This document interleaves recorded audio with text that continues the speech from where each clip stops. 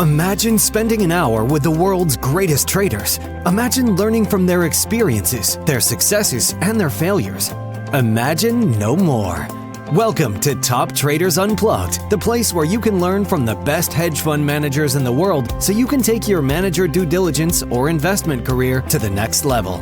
Before we begin today's conversation, remember to keep two things in mind. All the discussion we will have about investment performance is about the past, and past performance does not guarantee or even infer anything about future performance. Also understand that there's a significant risk of financial loss with all investment strategies, and you need to request and understand the specific risks from the investment manager about their product before you make investment decisions. Here's your host, veteran hedge fund manager, Niels Larsen. Welcome back to this week's edition of the Systematic Investor Series with Katy Kaminski and I, Niels Larsen, where each week we take the pulse of the global markets through the lens of a rules-based investor. Katy, it is wonderful to have you back this week. How are you doing? What are things going on where you are? Things are good. Fall's in full force here. Kind of back to school. I'm happy about that. And, everybody's focused on the Fed, and that's about it. I don't know. That's Not true. much else. That's true. In some ways, the summer kind of seemed pretty quiet in terms of news that really moved the markets, but perhaps we're just getting used to this narrative-driven news flow, but you never know. The autumn may still present some surprises and maybe even some strong trends, so we can always hope. Now, what's great about today's conversation is that we've got some new papers from our friends at Man Group, as well as Quantica, on some of maybe the less discussed areas, if I can put it that way, within the CTA and trend following space, but also a few other things that will come up. So it's really relevant to be talking to you today and tackling this. And also, before we dive into all of that, I'm always curious to know what's been on your radar, if anything, other than the markets. Well, I think the markets, I'm just waiting for, and I got several calls yesterday, both from press and clients. Everybody wants to know what is going to happen in fixed income in the US. Mm-hmm. But if you look at the trend signals, they haven't moved much. So I'm kind of thinking that could be a potential catalyst. And it's something that, there's so many themes like inflation, independence, the Fed, changing, allegations. There's a lot of drama, but not a lot of movement yet. So that's why I think that's interesting from a trend perspective. Yeah, no, very true, very true. So on my radar, I put three things. One is that, and it is, the first one is a little bit related to fixed income and bonds, is just the European political chaos we have at the moment. The UK and France, it's kind of like a basket case, really. And some of the polls, even in the UK now, suggest that Nigel Farage's party would get the most votes if there was an election right now. That's just extraordinary to think that you have a real contender between the two main parties. And then, of course, France, another prime minister coming in, and some of the ways that they describe the financial situation of France obviously should, lead to a lot of uncertainty about that. And of course, if there's anything bond yields are very good at reacting to, it's uncertainty, especially about budgets and these kind of things. So it'll be interesting to watch, as well as, of course, what happens in the US at the moment. The next thing I had on my radar, which is a kind of a new one, and this is not an endorsement of anything like that, but last night I did watch the Apple event, and I was kind of blown away by one of the products, and this is this new AirPods 3, where essentially, if what we were told yesterday is true, you're now going to be able to have a live conversation with someone that doesn't speak your own language, and it'll translate simultaneously between the languages if they're both wearing these AirPods 3, which I find absolutely extraordinary. But I'm also a little bit concerned. What about all those people who have a job? How do you check if it's right? What if they do? Oh, yeah, that's the other thing. What if it gets wrong? Imagine if you're talking to somebody and somebody can hack in and change your conversation. Yeah. I don't know. I was like, wow, that's so cool. That is really amazing. I didn't think about that, but I did think about all the translators that are hired by the European Parliament or the UN to sit there and translate all this stuff. They may not have that many things to do if everybody's just wearing these new AirPods. Maybe it'll be TV and stuff where your kids go, you actually like had to turn the channel by standing Right. up, like, Yeah. and they'll be like, you did? And you dialed the phone like that. They'll be like, you had to translate the language? Why didn't you just put on your AirPods? Yeah, no, I know. Yeah. It's a crazy new world for sure. And then the final thing, something I picked up from our friend Andrew's LinkedIn feed just now, because there is apparently a Q2 2025 brand awareness ranking. I've never heard about this before. Apparently, there is a ranking of how well hedge funds do in terms of brand awareness, and they distinguish between how well they do among consultants, and how well they do among asset owners, however we define that. And I will say it's nice to see that some of our friends are established on the list. That among consultants, Man Group has the top rank. Crable actually comes second. That's a little bit of a surprise to me. Winton comes fourth, which is great. Aspect is on the list, number 20. AQR, number 19. That's a little bit surprising to me. I thought awareness-wise, with all the research they do, they would be higher up. And then there are, in terms of the European-based managers, you have CFM doing well, top 10, Systematica, top 10, and even Andrew's firm, DBI, a ninth place, which is, great job on that. I imagine it's all his appearances on Top Traders Unplugged that helps them with all this awareness. Of course I'm it sure. is. Of course it is. Among asset owners, it's a little bit different. Actually, CFM is doing best in terms of the CTAs we know of. Winton also come in fourth on this one. Man Group a little bit lower, number 6. But yeah, it's a fun list. Never seen it before. Not sure how valuable it is, but, there's nothing bad in being known among investors or consultants, I guess. Sadly, I didn't see our firms on the list, neither of them, but there we are. We'll stay under the radar, even if this was on my radar this week. Anyways, let's elegantly jump to more familiar waters, namely the trend following update. I mean, it has been a decent start to September after a couple of good positive months for CTAs and trend followers. Of course, equities, metals continue to do the heavy lifting, I suspect, supported by a few other commodities like sugar, which has been a while since we've seen that. Perhaps even some of the oil products are helping out. Livestock, on the other hand, is taking a little bit of a breather this month.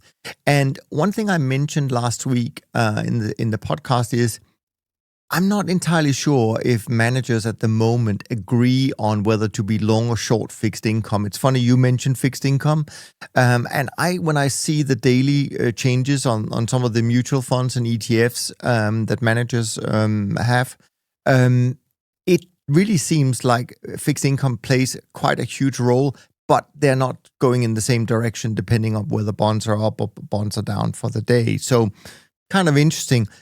Always curious to hear your observations about the month, the time we're in right now, and what you see.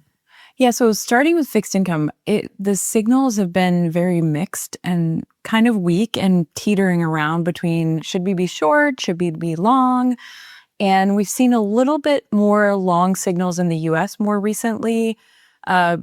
UK was definitely a short signal, True. and some of the European bonds. But what's interesting to me is if we were talking about SOFR yesterday, and if you look at SOFR is at about 3.4%. Okay, and if you think about that, if the rates right now in the U.S. are 4.25, 4.5, the market has already decided what's happening. And what we're probably going to see a trend on is whether or not they get that right? So I think why you haven't seen that sort of trend build up is it's been sort of trying to anticipate the Fed. And I think where it's going to be interesting is, if things change in a direction that's much larger than what we've seen. So I think that's what my take on it is. The market is always trying to get ahead of it, figure it out. The market has already decided that we're getting cuts. The biggest shocks are going to be if we get a lot more cuts or if we don't get enough. So I think those are the sort of interesting points for me. That's why this next cut is so interesting, because if we go for 50, that's kind of like, well, that's what we expected or what people wanted. But if we get nothing, that could be huge, right? So I think that's an interesting space, but the catalyst of recent jobs numbers has definitely kind of baked that in.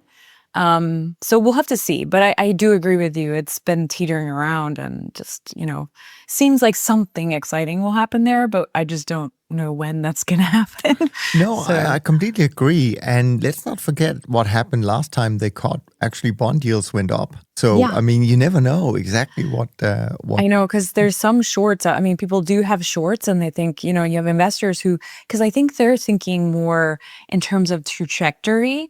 But if people have already shorted, I mean, if the yields have already gone down, Right. they could actually go up because somebody said, well, it's not enough, right? Yeah. So that's why it's kind of an interesting conundrum, like, because futures predict the future rates, not today's rates, right? So That is true. Yeah, so that's true. yeah. Well, anyways, later this month, we will know exactly what the Fed decides. And it'll be, as you say, super interesting. My own trend barometer, oddly enough, or I shouldn't say oddly enough, but it is a little bit on the weak side still, has been for a long time.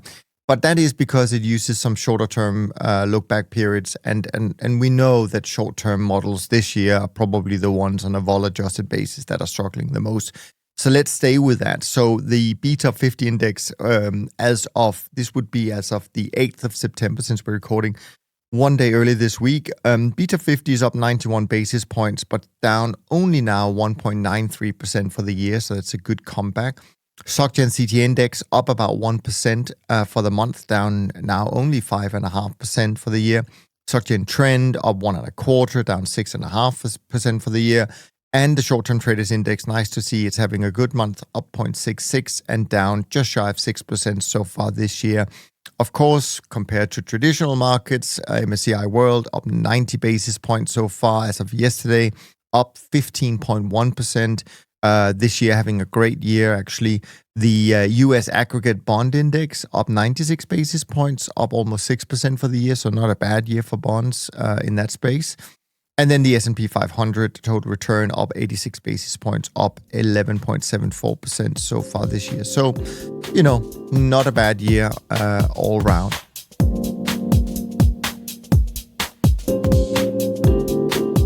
Now, we're going to dive into these topics that I talked about. And as we talked, or as I also mentioned, it's great to have you on the show, Katy, because to be able to take these deep dives with you, not just on your own papers, but also when other papers come out, is really wonderful. So thank you for doing that and for spending time getting into it. Now, trend following has a reputation of being kind of the simplest strategy in the hedge fund world. You buy strength, you sell weakness, you cut losses, you let winners run. So how different can managers really be? Well, the team over at Man AHL has looked into this topic in a recent paper called The Dynamics of Dispersion. Not because of luck, but because of design choices, how fast you chase trends, which market you include, whether you tilt towards bonds or FX, or whether you sneak in a little bit of carry. So dispersion isn't random. It is the fingerprint of each system. And as I mentioned, it is, a design choice. So let's dive in. I'm going to let you guide through the paper. I'll follow up with a few observations, maybe some questions, but let's start out with describing the paper from the beginning, so to speak. So I was really excited about this paper because I've actually done some research very similar over the past, and we can talk about that later. But one of the key nice aspects of the paper is that they look at 4 different dimensions of trend. So different things that you might decide to include in your program, and how does that vary over time, and how does that impact sort of dispersion. And this is really important for investors because if you look at any given year, you can have quite a bit of differences between how one manager performs and another based on idiosyncratic and different themes in the markets. And so I think investors struggle with that sometimes because markets are very idiosyncratic. So it can be a year where it was best just to tie your hands and be slow, or it could be a year where, and we'll talk about Quantica's paper later, that you happen to be in oil and gas and exotic contracts and they went crazy. So that creates a lot of differences, which can make things difficult for investors to understand sort of why is this manager up and this manager is not. And I think, this is kind of one of the topics that I've spent a lot of time researching, because explaining that dispersion helps investors understand the strategies and the pros and the cons. So what they do look at, and they use 4 key dimensions. They look at speed. So do you go faster or slower? They also look at allocation. Do you tilt to certain asset classes? And we can think of some simple examples like CTA in the ETF space this year does not use equities, and that's been positive for them over the last, especially this year. And you'll see that dispersion, right? Then there's they also talk about whether or not they include alternative markets, so additional markets that are perhaps less liquid and maybe less easy to access. And finally, they add carry or no carry. And carry, as you know, has about a 30-40% correlation with trend. So, it's another thing you might add into your basket to smooth performance over different horizons. So they take these 4 aspects and they explain how, given this variation, they can get a much wider range of possibilities of return, just like the SG Trend Index or SG CTA Index has over time. The top manager and the bottom manager can be quite far apart, even in an environment where you think trend should be the same. One of the things I really liked in this paper is they do focus on crisis alpha. I know that's something we often talk about. And they look at which strategies perform the best during crisis periods versus others. And the thing that stuck out to me is something that I have long known and seen in the literature for this strategy, is that being faster is actually really helpful for really bad environments. And the reason I point this out is that a lot of focus has been on sort of slower strategies like replication and, long-term kind of following the index, slow strategies. And those have actually worked much better in very, very recent periods. But if you look through a history of the CTA index and how the industry's changed, we did this really neat paper called CTA Style Evolution a couple of years ago, where we matched different styles and tried to replicate. And this is why, replicating an index like this is hard, right? And what you see is that managers have changed over time. Like today, you have a lot more products that I think are on the slow side. And so I think if people are using those strategies for a crisis period, they may be get a little bit less juice from those strategies based on this analysis. And that's something, I have believed in for quite some time. So just to point one thing out, actually, also, as you describe the index and some of these challenges, I did notice that they put on page 3 that they noticed, for example, that in 2009, just one constituent stood out with a double-digit positive territory, and the rest was kind of more flat to negative, which of course creates dispersion, but you have to know why that, what it's made up of. And then they point out that in 2014, I think it was, there were 2 constituents that delivered more like a 0 return while everyone else was doing really great. And it turned out that these 2 outliers, I think, were like discretionary managers, and they were removed from the index the year after. So I know a lot of people might use when they see the numbers as an argument for saying, oh, yes, that's why you should go with replication, because then you don't have all this manager risk, et cetera, et cetera. Well, you just need to understand where the dispersion comes from, and maybe not all managers are equal, even in an index of relatively few funds. So you need to really understand these numbers before you just say, oh, that's a big dispersion. And you're right. The challenge of these type of indices they're not directly investable, right? So they represent a hypothetical version of, if you were a CT investor from this year to this year, what you might have had, because those are the larger ones that are included. And so they're just a historical study of different manager returns, whereas, today's managers are not the same as, 2003 managers. And that's why I like that paper, because we actually tracked style change, style drift within the industry.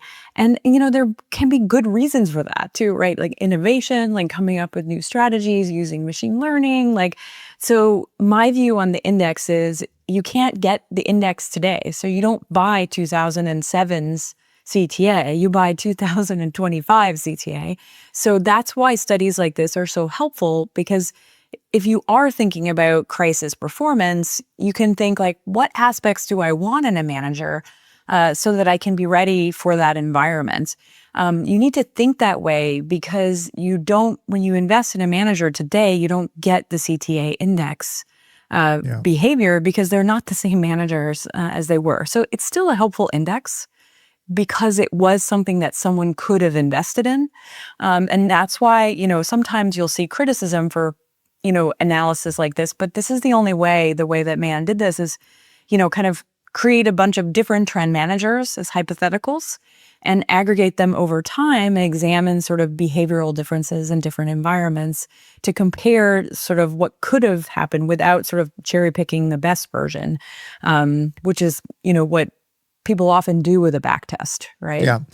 Another thing that I just want to ask you before we continue down your little story here is, how much do you think just simple difference in volatility of the underlying managers, how much does that play in an index like this? I don't remember if they're all more or less the same vol or whether there are some real differences between them. But over the years, for sure, there would have been differences, I imagine. Yeah, and volatility does matter. I mean, it makes sense, right? You can think about, I love to think of this analysis, and we can talk about it later, but imagine each of these managers as a random variable. They each have a volatility, and mathematically, you can think about what the range of differences is going to be. It's going to be affected by the volatility, and it's going to be affected by their underlying correlations.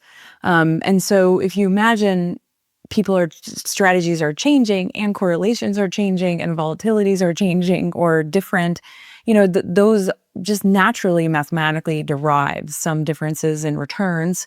Over long time horizons, you can actually estimate those and provide theoretical foundations for that.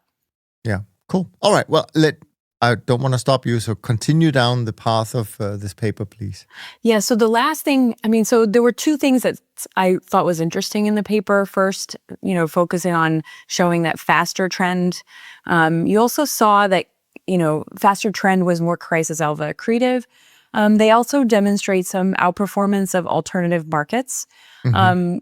I think that, depending on the time horizon, there is some, question about that, but Quantica really sort of related that and did a really good job talking about that a little later, so we can talk about that as well. Yeah. But, there's definitely, correlation benefits and some interesting attributes of alternative markets that have been desirable, and you can see that in this analysis as well. So that I thought was also interesting. I noticed that, again, our friend Andrew Beer, he made a little comment on LinkedIn the other day when this paper came out from Man, and he wrote something like, "My only quibble is that the model numbers seem off by a lot. Over 25 years, the average Sharpe ratio seems to be around 0.75. The awkward reality is that the actual Sharpe ratio of the SG Trend Index is 0.36. Is he onto something there, or is it just part of this difficulty in replicating the index? So if you think about, when you use a basket of trend strategies, a lot of them may be longer term. And as I said before, some of the managers were discretionary. You pointed out some of them were shorter term. So the index is not something that's easy to replicate in point in time. So my view is that I'm not surprised that Sharpe ratios are different, because it's a back test, right? So in that case, if I was thinking about replicating the index, you could do it in lots of different ways. And Alex Grazerman and I did this a little bit in our book, and we can talk about that later. But, you can do a basket of different window lengths and, average them over a period of time. But, we also know today that longer term windows have done better during this history. So if you have more longer term windows than shorter term windows and you're a little different from the index, it is not surprising to me that the backtest Sharpe is going to be different. So I think it's more about, that's why I focus more on the relative differences and also the conditional environment differences as something interesting to look at, as opposed to trying to sort of, match the actual Sharpe ratio, because I cannot replicate each of these CTAs point in time over 25 years. So, sure. Yeah. Okay, no, that makes perfect sense. And then now you brought up Alex's name, and of course you have the leading book on trend following. I think you wrote a lot about return dispersion. I think in the book. Can you take us maybe back to and compare some of what Man is doing now, and compare that to the work you did as well? Yes. Oh my gosh! Like we were obsessed with return dispersion, Alex and I. And we spent a lot of time thinking about it. And we have this one chapter, and I love it because it's chapter 11. Oh, So declaring chapter 11, like that's sort right. of like anytime a client or someone talks to me, I'm like, you got to think about chapter 11, read chapter 11. It is an entire chapter of our book that's just dedicated to analysis of return dispersion. And what's fun about this is what led us to, and I'll talk about it a little later, some of our CTA benchmarking analysis and style analysis. But what we do in this particular book in chapter 11, and this is fun to see that Man has actually done some of the similar things in their paper. We start off by looking at 3 different aspects of a strategy style. Ours was equity bias or not, think they added carry or not. We also added, sort of allocation weights. Was it equal risk or market capacity oriented? So do you focus on having equal risk, or do you kind of focus on just the most liquid markets? And then we also talk about speed. So each of these dimensions we examine, and then we talk about how equal risk outperformed historically in our analysis. Again, a similar analysis of that approach in the Man article. So that was kind of fun to see that they kind of use some similar methodologies that we did, although they added also alternative markets, which was fun to see. We then moved and looked at, how do you position size and the different types of signals, which is something that Man didn't discuss. So do you use channel breakouts or moving averages? And we even had these sort of random signal studies too, just to understand sort of how much of that is driven by the sort of allocation and how much of it is driven by signals themselves. So kind of went a little deeper into some signal analysis. What do you remember what you found? Because obviously position sizing is something that comes up often in my conversations. So we weren't looking at, trying to performance. We were looking at sort of how much dispersion you get, because that wasn't the goal of this particular chapter. The goal of this chapter was to demonstrate how tilting asset classes, changing position sizing approaches, how that naturally leads to dispersion. Okay. And how much dispersion. And so I think our point was more, look at these different aspects that all are kind of similar, but a little different, that create return dispersion over history. One thing that did stick out, we studied things like, market volatility environments too. Do you have more dispersion in a 2008 versus others? And we did find that 2008, given the size of the moves, regardless of, which type of methodologies you use, you had a bigger range just because you had much bigger moves in that year. And this is an old analysis, but, it kind of makes sense. You saw the same in 2022 as well. Everyone was up, but the range of up varied a lot. Okay, and I think there were some other things you looked into in your paper, as far as I recall. Yeah, so I have 2 other aspects that was kind of fun, and I'll talk about those 2, and one of them is like kind of nerdy, so I kind of like that one. So we also tried to think about it from the perspective of an investor in this chapter, where we looked at sort of how much return dispersion you had as you add more managers together. And this was important because it's a hypothetical. My original background was a CTA allocator many, many years ago. And so I was very concerned about this question, right? So as you add more managers together, how much return dispersion sort of dissipates. And what you see is that, adding at least 2, maybe 3 together gets you pretty far in terms of adjusting some of that return dispersion. We didn't go into the specifics of which manager. We kind of used a random sample analysis. We randomly sampled them and then aggregated that over time.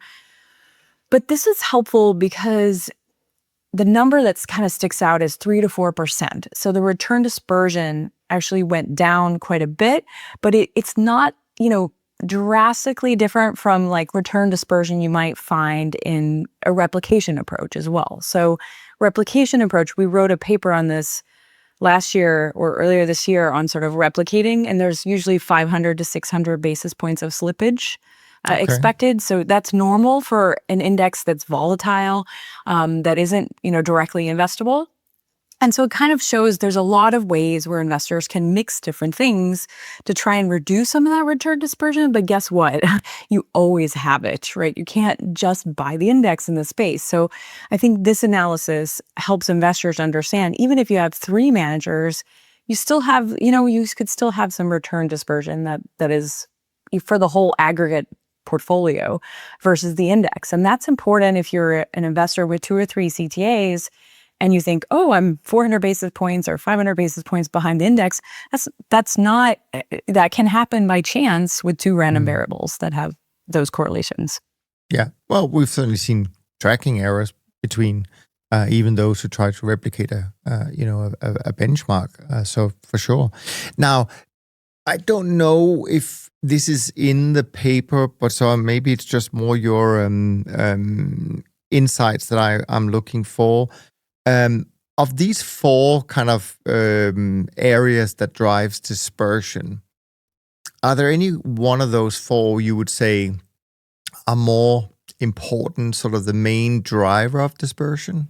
So we kind of showed that they can vary over time, right? So in an individual year, one or the other could be very different. So asset allocation, for example, if it's a year like 2019 where the only trend was fixed income, that could be the driver of that year's main dispersion.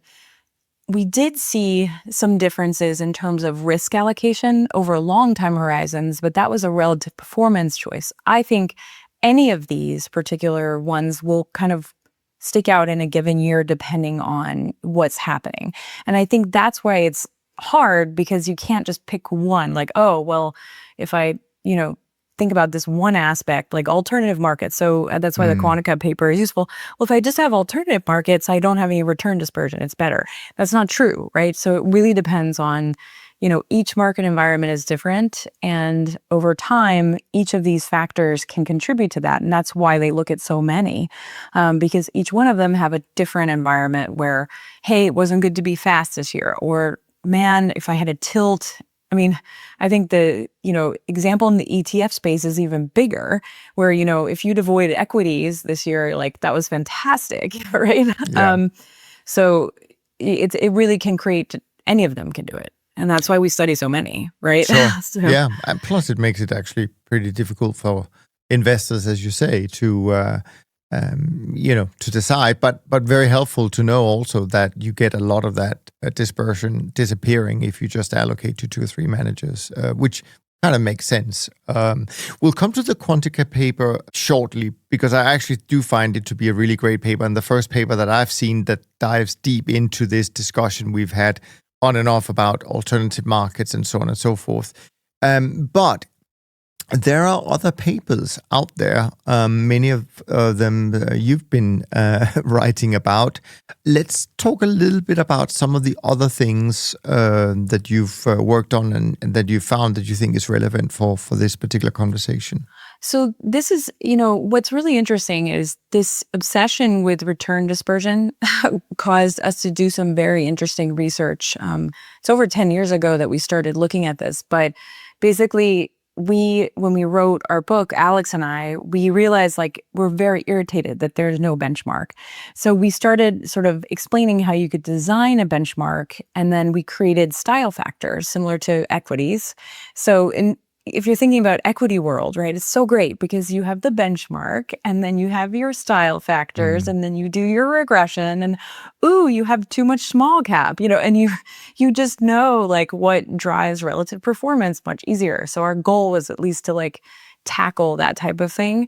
And what we did was design, and I've built some other factors, and we track them at Alpha Simplex too, because when we look at a given year, like you asked before, it's very idiosyncratic. One year it's speed that matters, another year smaller markets, correlated markets.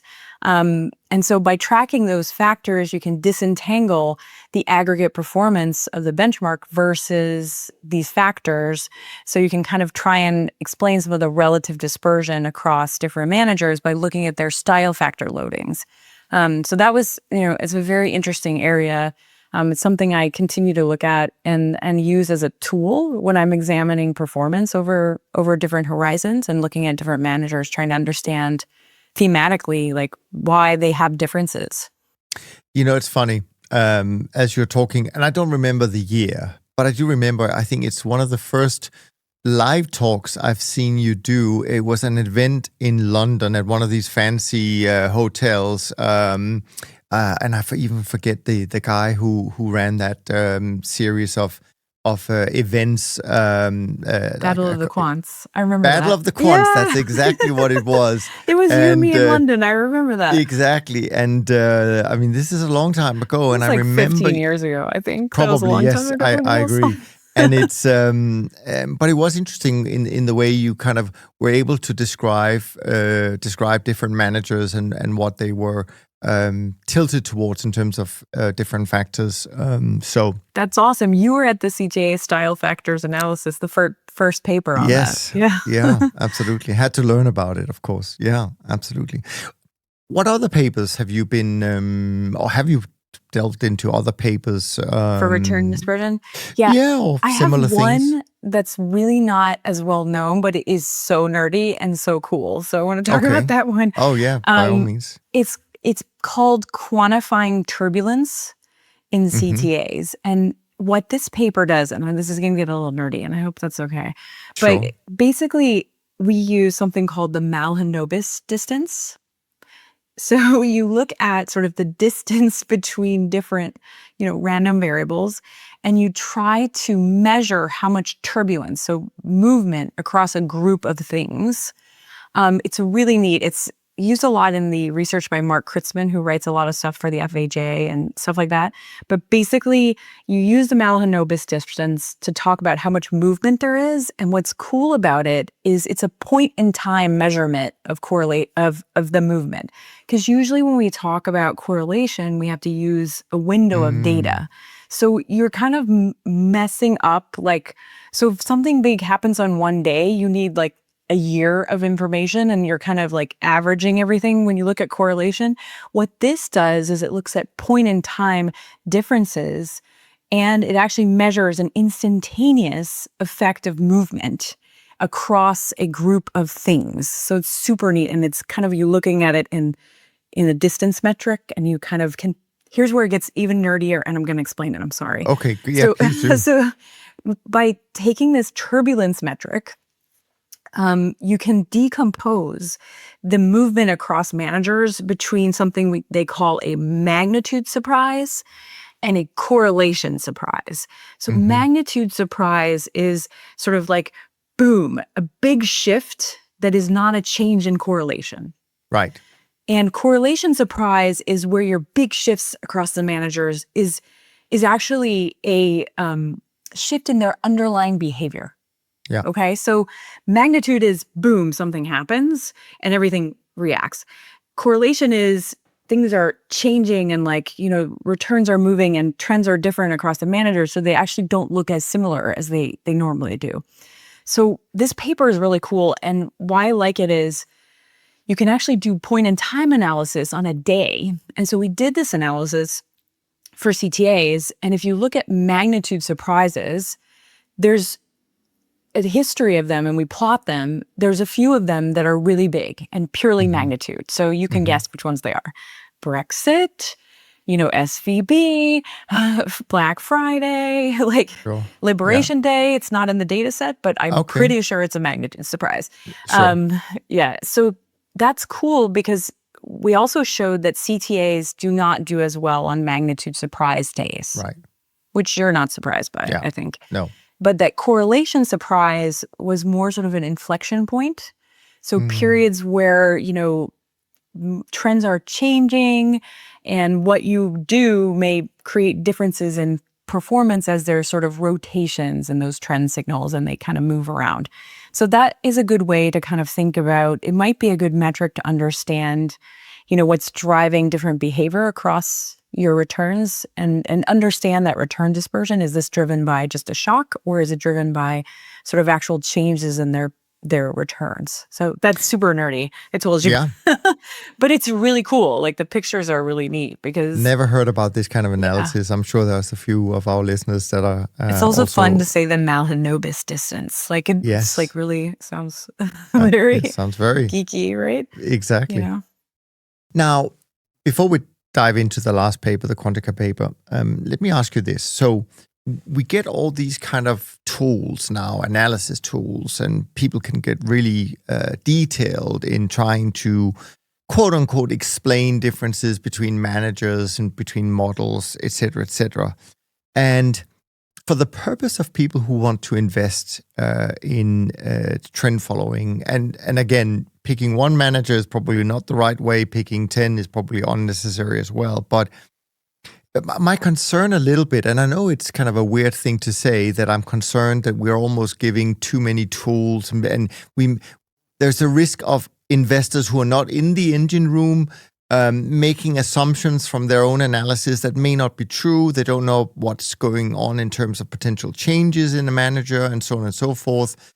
Other kind of simpler way to think about these things where people don't go too overboard in terms of the deep dive. Do you know what I mean? Yeah, I mean, I think my view is, you start simple. When I talk to investors in this space, I say, pick at least two or three managers that you like, that you think are a little different, and you can do some simple analysis of their returns. But the real truth is, I do believe CTAs is one of the few strategies that has nice accretive properties compared to equities. So I try to think about the big picture, is that there are few tools out there in the alternative space that don't just have hidden equity beta. And so, having something different is good. So start simple.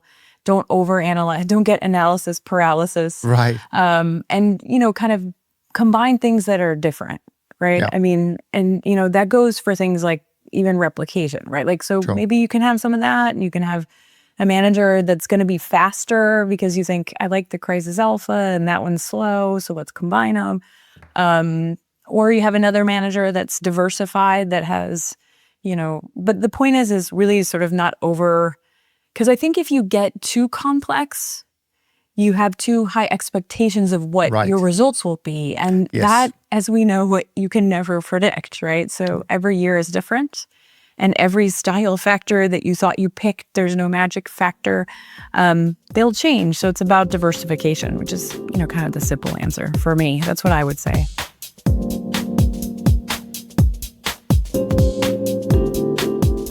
Okay, well, let's dive in to the last paper, the Quantica paper. What I really liked about this paper and all the papers they do, it's pretty detailed. And they tackle an issue that I think we've talked about over the years on the podcast. And it deals specifically about kind of this battle between managers who stays with very liquid developed market portfolios and those who, let's call it 10 years ago, started to move into alternative markets. Some of them maybe with the claim that they were trending better, so there would be better opportunities. Certainly for a while, performance was very competitive, without a doubt. Now we've had a couple of years where it's kind of been the reverse. So it's really an interesting topic. And I like the way they kind of very methodical in terms of the way they try and see it from different angles. So why don't you, again, put your teacher hat on here and tell us a little bit about what they were trying to do and some of their findings and whether you agree or not agree? I really liked how they set it up. So they set it up as having sort of a traditional market portfolio with 50 markets and an alternative market portfolio with 120 across a wide range of sectors, some of which traditionals don't invest in, things like credit, gas and power, more exotic ags and, livestock contracts. So kind of that hodgepodge of like stuff that's a little bit less easy to access for sort of futures markets. And what's fun about this paper is, it goes back to the Man paper. What's the essential difference here? Like one of them has different sectors and different sector compositions. And during different periods in time, those different sectors may contribute poorly or not to trend following. And what they do show, which I think will really help a lot of the clients out there that have both of these things, I think there was a sense that, alt markets, there is a case that, correlation being lower has benefits over longer time horizons.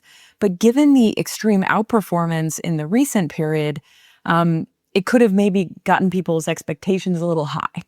And then when your expectations are high and it doesn't work for the last 3 years, people start questioning the thesis. And what this paper did, which is so nice, is it just kind of said, hey, there has been an extreme outperformance in some certain sectors, and it happens to be during this time horizon, alt markets were in those sectors. For example, gas and power, credit, some things that worked really well. And I really resonate with this narrative because I remember many years ago, there was big discussions about metals should not be traded in trend following. I've looked at the back test, they're terrible. And you can't think that way as a trend follower. You have to think like every asset is an opportunity for trend. I just don't know which one is going to work, right? And so I think, if you imagine any particular asset that maybe never trended, sometimes can start to trend. So like palladium or platinum used to not be trendy. Now they trended a lot recently. Gold has been a huge trend recently. Nickel, and all these things were things that you would have had, questions about 15 years ago, like whoever cares about copper. But, now we all care about copper. So they kind of highlighted this particular theme that actually showed up to be a very strong performer in alt markets that's not in traditional markets. And I think that was helpful because it can kind of explain to a client who may be thinking about alt markets, it's not like is it broken or not kind of question. It's like, well, this was a very favorable environment for these assets. And recently, those assets have been very range bound after the big shock of COVID. So I think that's very interesting. And it was a very well done analysis because it explained that asset class tilt and why that was important in relative performance over the recent periods, which I think will be helpful for those that really think about alt markets. You mentioned that there was this one particular sector that really, I think it was like 40 or 50% of the outperformance came from gas and power. And of course, we know that, at least also from memory, I think some of it was also related to the Ukraine situation where these markets really took off and so on and so forth. Well, there's an example, like they may not have trended at all. And then suddenly you have the situation in the world where that asset trends a lot. And you can't replicate that. It's going to be, what's that asset class going to be now? I don't know yet. And that's what trend waits until it finds what's the next big trend. Yeah. I guess my question was, how much can we extract from the fact that we've only got 10 years worth of data where there really are some alternative market managers around? So the period we're comparing is quite short in many ways. Since you're the quant of the two of us, how much does that play into you in the back of your mind, saying, it's great for this period of time, but do I really think that this will be any kind of guide for the future? Well, this is why I like the paper so much, because they actually address that issue, right? They said, let's look at Sharpe per market on each individual trend. Instead of thinking like, I know which trends or this period was better, they kind of explained relative adjustments for that period. And then they say, if you think about trend more from a theoretical perspective, right? You have assets in your trend portfolio. The P&L streams have a certain Sharpe ratio.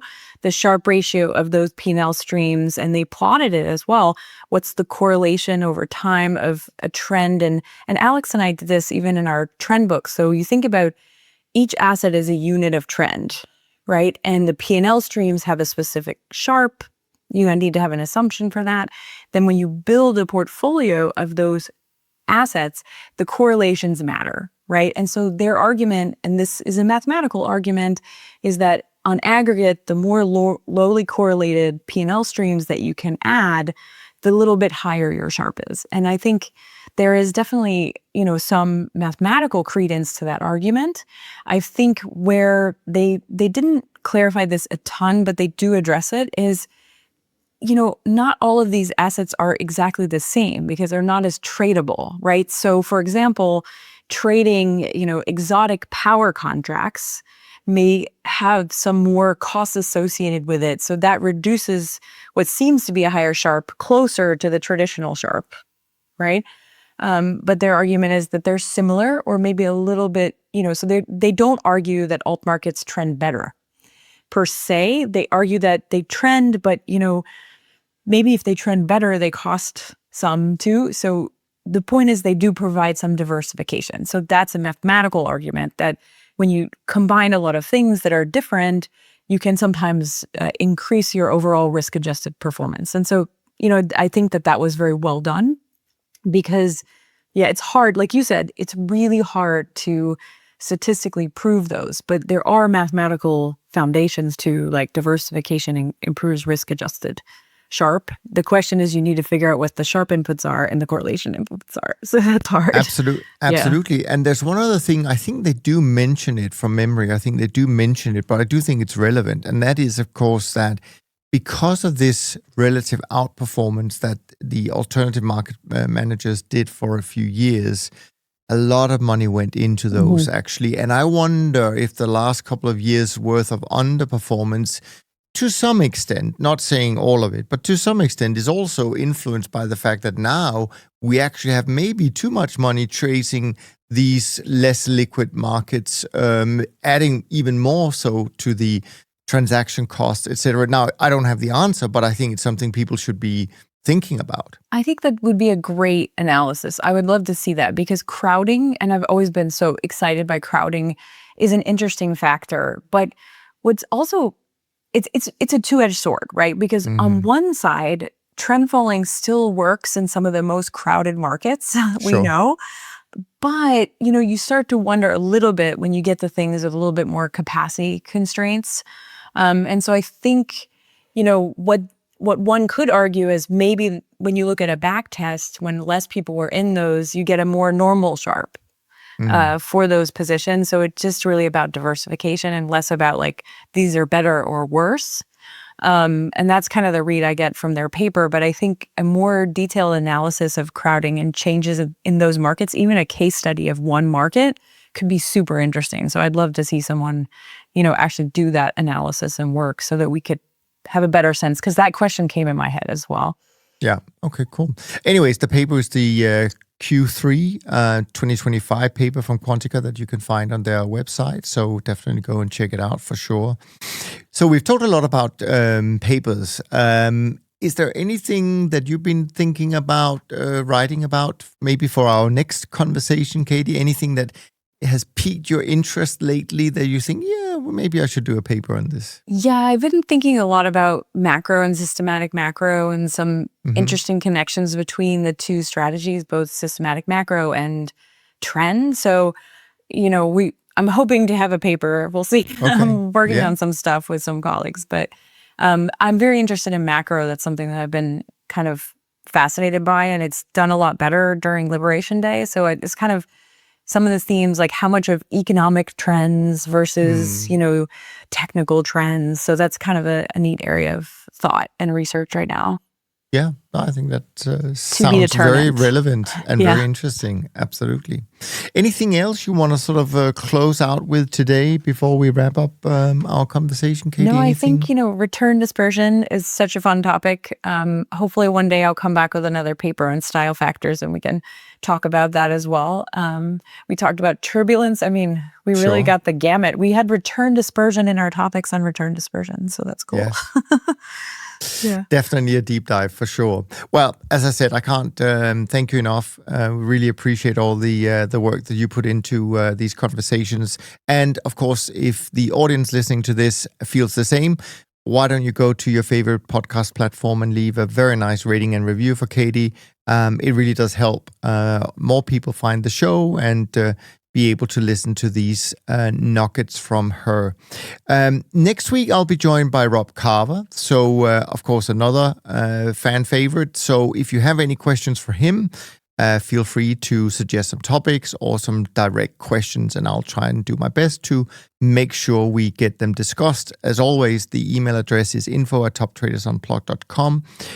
So that will be for next week.